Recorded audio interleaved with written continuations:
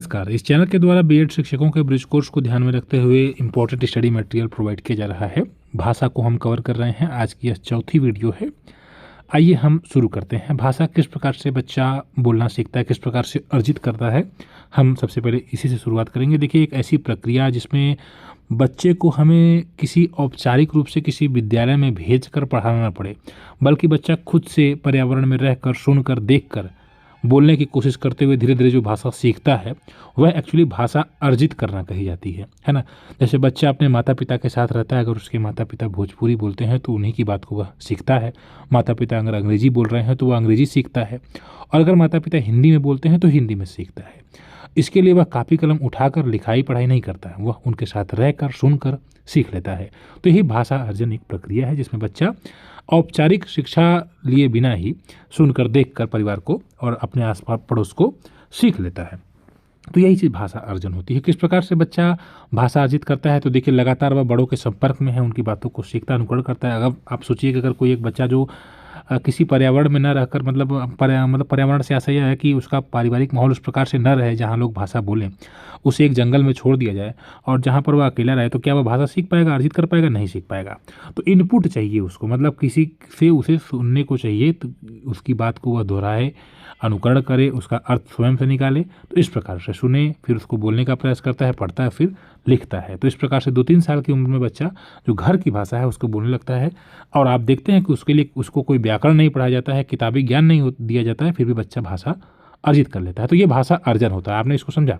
भाषा अर्जन जो बच्चा अपने से खुद से पर्यावरण से सीख ले रहा है। और भाषा का अध्ययन, जैसे मान लीजिए कि आप ही हैं, आप जब अपने घर का भाषा पहले सीखे होंगे और फिर जब विद्यालय में गए होंगे, जब बच्चे रहे होंगे, या तो आप फिर विद्यालय में आपको अंग्रेजी भाषा सिखाई गई होगी या संस्कृत भाषा सिखाई गई होगी, ठीक है। तो ये आपने उसका अध्ययन किया। उसी प्रकार से बच्चा भी यही करता है, प्राकृतिक रूप से भाषा अर्जित करता है। बच्चे वातावरण से पकड़ते हैं, अपने से नियम सीख जाते हैं और मातृभाषा इस प्रकार से सीखते हैं। जबकि भाषा अध्ययन है वह औपचारिक शिक्षा सीखी जाती है, किताब से नियम व्याकरण सिखाए जाते हैं, है ना। जैसे बच्चा घर पर भोजपुरी रहता है, विद्यालय में आता है तो आ की मात्रा, ई की मात्रा, फिर बड़ी, छोटा ऊ, इस प्रकार से सिखाया जाता है उसको क्रम से। तो नियम उसको एक सिखाए जाते हैं और समझाए जाते हैं कि किस प्रकार से छोटी ई लगेगा, किस प्रकार से बड़ी ई लगाया जाएगा।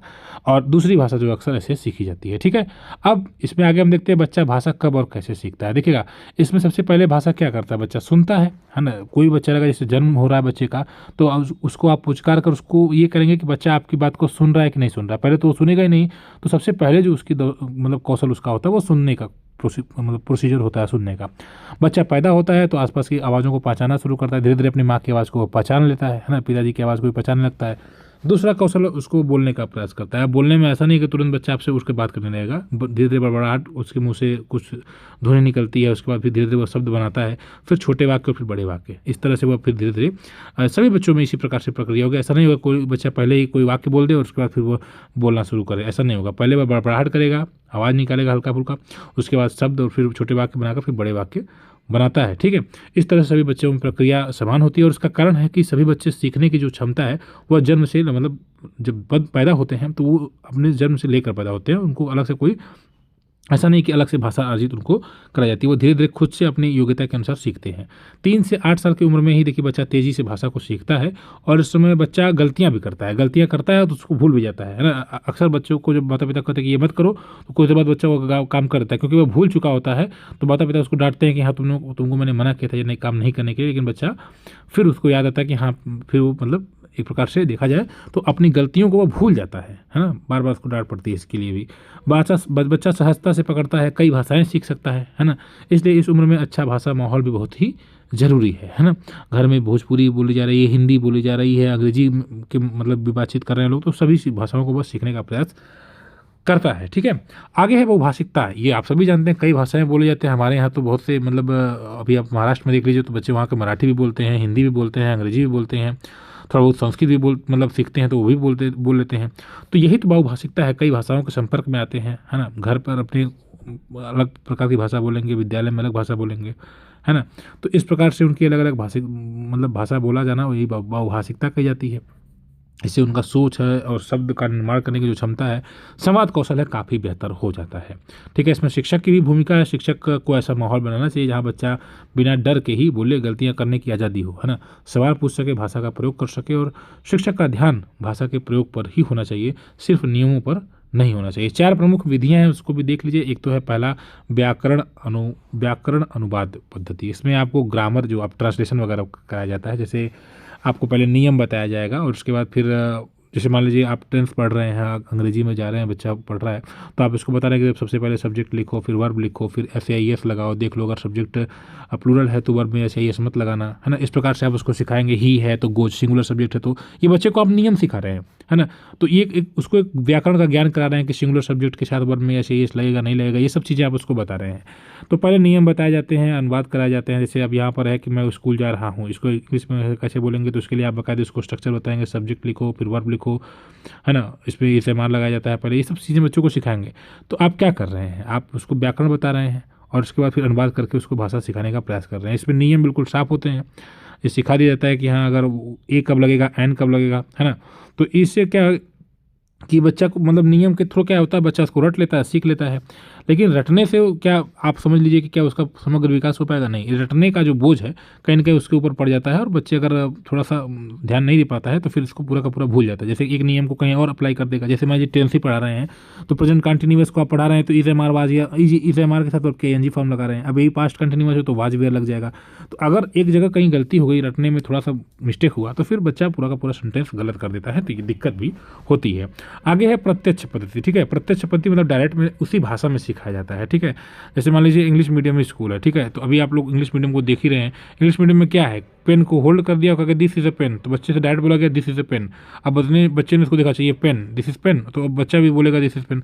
तो इसमें क्या है, देखिए आपने चित्र दिखाया, वस्तु दिखाया और उसको उसका अर्थ समझा दिया डायरेक्टली, है ना, बोला और उसको बच्चे ने सुना, आपकी बात को बोला सुना, अब आप उसका अनुवाद किया नहीं किया। अब आपने उसको बताया नहीं कि दिस इज अ पेन का मतलब यह एक कलम है, लेकिन दिस इज अ पेन को बच्चा उसी तरह उसी फॉर्म में समझ लेगा।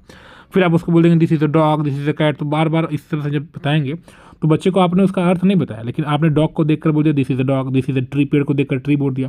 तो इस प्रकार से अनुवाद तो नहीं कराया जाता है, बोलने और सुनने पर जोर दिया जाता है। ठीक है, तो इस प्रकार से बच्चा जो है प्राकृतिक रूप से समझ जाता है कि हाँ ये चीज़ें हैं। उस प्रकार से बच्चा अपने यहाँ भी कोई चीज़ रहेगी तो बोलेगा sir this is table, this is fan, इस प्रकार से बच्चा बोलता है। तो भाषा प्राकृतिक रूप से वह सीखता है, बच्चे का आत्मविश्वास भी बढ़ता है। लेकिन ये जो बच्चे में पढ़ने में कमजोर है उन्हें कठिन लग सकता है, इसमें शिक्षक को भी बहुत ध्यान देना चाहिए, इसमें कभी कभी समय भी लग सकता है। ठीक है, अब तीसरा है श्रवण भाषण पद्धति। इसमें ऑडियो लिंगुअल मेथड इसको कहते हैं। इसमें भाषा को सुनना और बोलने से सिखाई जाती है। जैसे आपने बार बार कोई चीज़ बच्चे को एक प्रकार से रट्टू तोता बना रहे, रटा रहे हैं। ठीक है, जैसे यहाँ पर बोला दिस इज अ कैट, तो बच्चे को पढ़ा है दिस इज अ कैट। आपने देखा होगा इंग्लिश इसी तरह पढ़ाया जाता है, तो बच्चा उच्चारण तो बहुत अच्छे से कर लेगा।